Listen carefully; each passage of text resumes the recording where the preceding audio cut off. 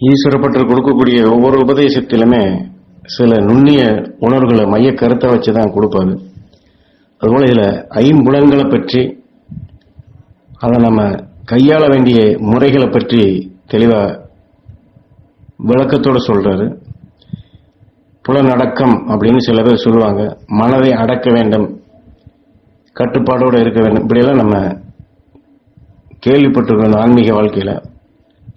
ஆனா அதனுடைய முழுமையான விளக்கம் நமக்கு தெரியணும். ஏன்னா ஒரு சில விஷயங்களை நமக்குள்ள இருக்கக்கூடிய ஆற்றல்களை செம்மையான முறையில பயன்படுத்தணும். அதுதான் முக்கியமா அதனுடைய கருத்தா இருக்க முடியுமே தவிர அதை அடக்கி ஆளணும் அப்படிங்கிறது இல்லை. அதுபோலதான் ஐம்புலன்களை அடக்கணும் அப்படின்னு சொன்னா எதையுமே பார்க்கக்கூடாது, எதையுமே கேட்கக்கூடாது, எதையுமே பேசக்கூடாது, எதையுமே சுவாசிக்கக்கூடாது, எதையுமே நம்ம உணரக்கூடாது அப்படிங்கிறது அல்ல. எதை எப்படி எந்த வகையில எந்த அளவுகோல் படி அதை செய்யணும் அப்படிங்கிறது முக்கியம்.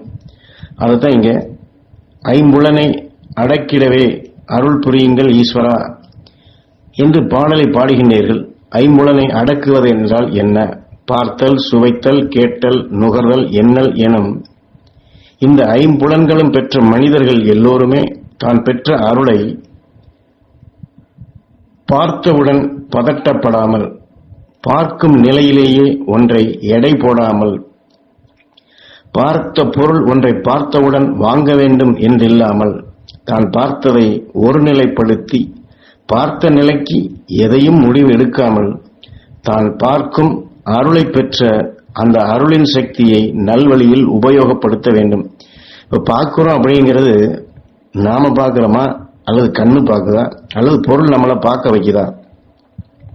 அதனாலதான் பார்க்கும் நிலையில் பார்த்த உடனேயே பதட்டப்படாமல், பார்த்த உடனேயே அதை பற்றி எடை போடாமல், பார்த்த உடனே அதை வாங்க வேண்டும். இதெல்லாம் நம்ம அதுதான் இங்க தெளிவா விளக்கம் கொடுக்கிறார். பார்ப்பது எது, பார்க்க வைப்பது எது, நம்மளை அதை செய்ய வைக்கிறது எது அப்படிங்கிறது தான் பார்க்கும் அருளை பெற்ற அந்த அருளின் சக்தியை நல்வழியில் உபயோகப்படுத்த வேண்டும். கையில காசு வச்சிருக்கணும் அப்படின்னு சொன்னா அந்த காசுக்கு உண்டான அருமை நமக்கு தெரியணும். காசு இருக்கு அப்படிங்கிறதுக்காண்டி நம்ம எதை வேணாலும் எப்படி வேணாலும் செய்யலாம் அப்படிங்கிறது.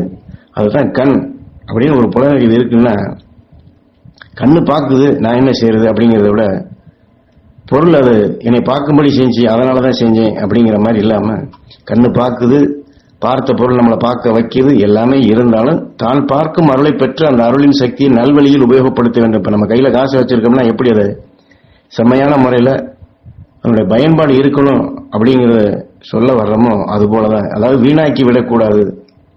எனக்கு காசை யாராவது வீணாக்கன்னு விரும்புவாங்களா? இல்லை. அப்ப அது சரியான முறையில உபயோகப்படுது. அது போலதான் இந்த புலனறிவுகள் அப்படிங்கிறத சரியான முறையில நாம உபயோகப்படுத்தணும். அதனாலதான் பார்த்த உடனே பதற்றப்படக்கூடாது அப்படிங்கிறது. பார்த்த உடனே இவன் இப்படித்தான், அவன் அப்படித்தான், அவர் இப்படித்தான், எனக்கு எல்லாம் தெரியும் அப்படின்னு எடை போடாமல், அதே போல ஒரு பொருளை பார்த்ததுமே இந்த பொருளை நம்ம வாங்கியே ஆகணும், அல்லது பார்த்ததுமே இதுதான் நான் கரெக்டா தானே பார்த்தேன், நான் பார்த்தா கரெக்டா தான் இருக்கும், என் கண்ணுக்கு கரெக்டானது மட்டும்தான் தெரியும், இப்படின்னு நம்ம ஒரு முன்முடிவு இப்படியெல்லாம் எடுக்காம அதுக்காண்டி ஆராய்ச்சி பண்ணணும்னு அவர் சொல்லல, சந்தேகத்தோட பாருன்னு சொல்லல, அல்லது இதுக்கு பார்க்காம போயிடலாம் அப்படி சொல்லல. தான் பார்க்கும் அருளை பெற்ற தனக்குள்ள அந்த பார்க்கக்கூடிய திறன் இருக்குன்னா அந்த சக்தியை நீ நல்வழியில உபயோகப்படுத்து. நம்ம காசு எப்படி பத்திரமா பாதுகாப்பான முறையில வைக்க வேண்டிய இடத்துல அல்லது எதுக்கு உபயோகப்படுத்தணுமோ அதுக்கு உபயோகப்படுத்தணும்னு சொல்ல வர்ற மாதிரிதான் இந்த புலனை அப்படி உபயோகப்படுத்தணும் அப்படிங்கறத சொல்ல வர்றாரு. இதே போலதான் சுவைக்கும், கேட்பதற்கும், நுகர்வதற்கும், மன எண்ணத்திற்கும் எல்லாவற்றுக்குமே ஆண்டவன் அருளிய இத்தன்மை உள்ளது. எல்லாத்தையுமே இது கண்ணன் நான் சொன்னப்பா, இது போல எல்லாத்தையும் இப்படித்தான் நீ பயன்படுத்தணும். ஆனா ஐம்புலனை சரியா செம்மையா பயன்படுத்தக்கூடியது மற்ற மிருகங்களுக்கு கிடையாது, பறவைகளுக்கு கிடையாது, மற்ற உயிரினங்களுக்கு கிடையாது.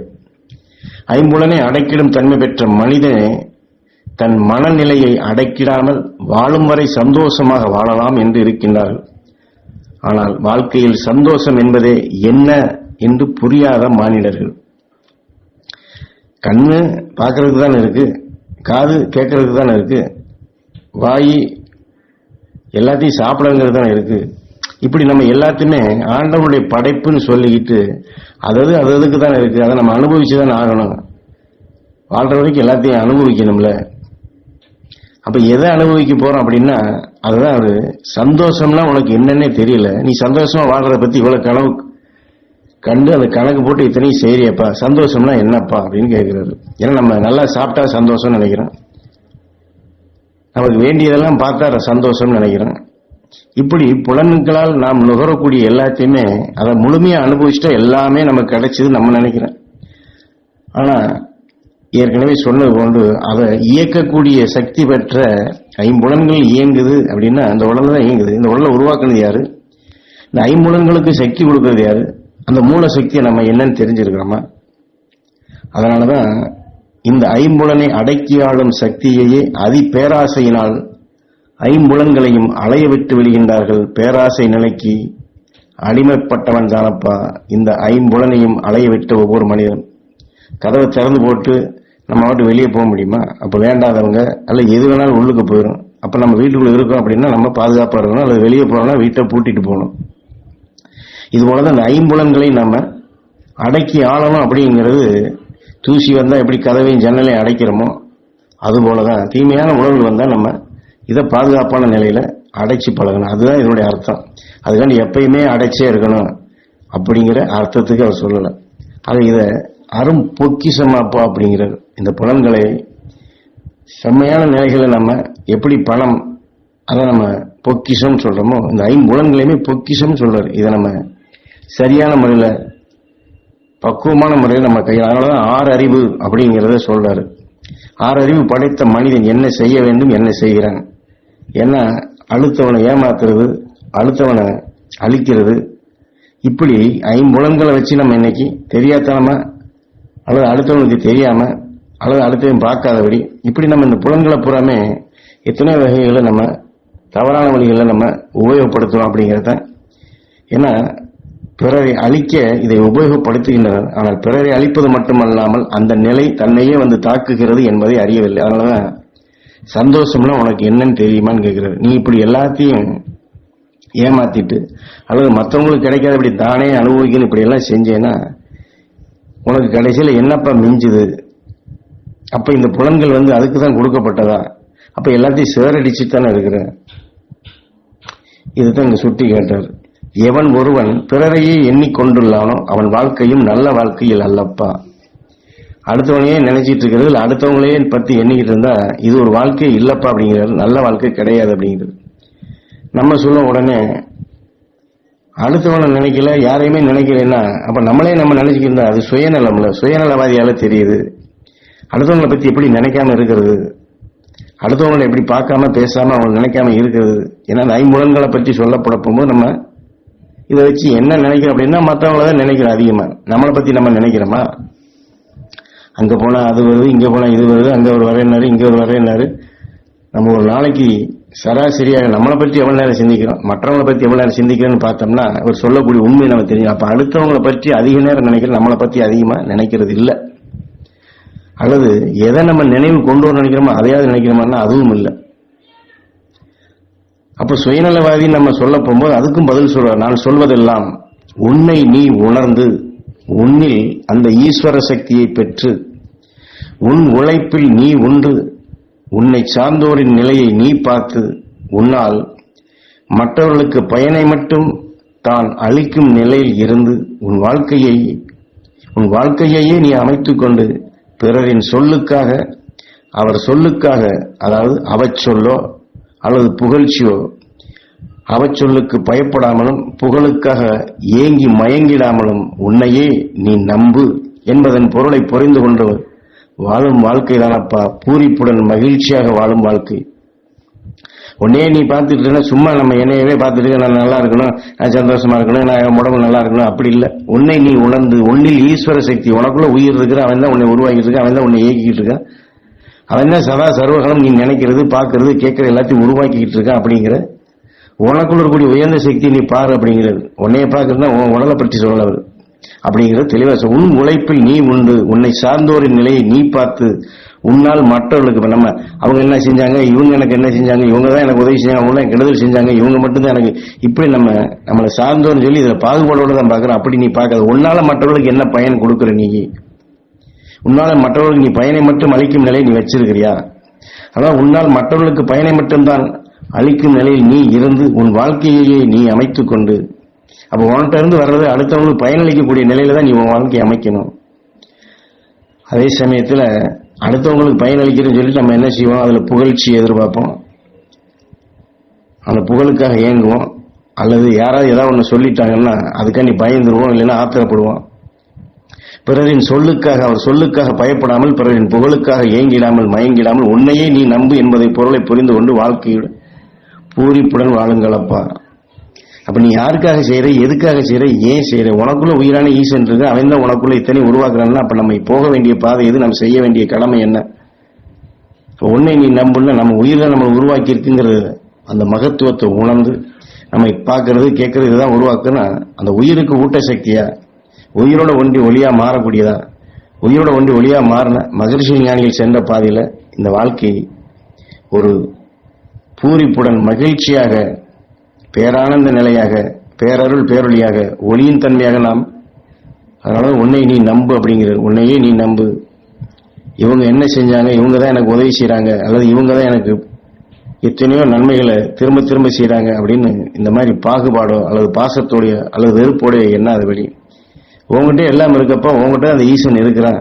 அதை நீ பார்த்து அவனுடைய வளர்ச்சியினுடைய நிலைகளுக்கு நீ இந்த வாழ்க்கையை நீ அர்ப்பணிச்சு அந்த வழியில தான் நீ போகணும். அப்படிங்கிற தான் வாழும் வாழ்க்கையை பிறருக்காக வாழ்வதல்ல.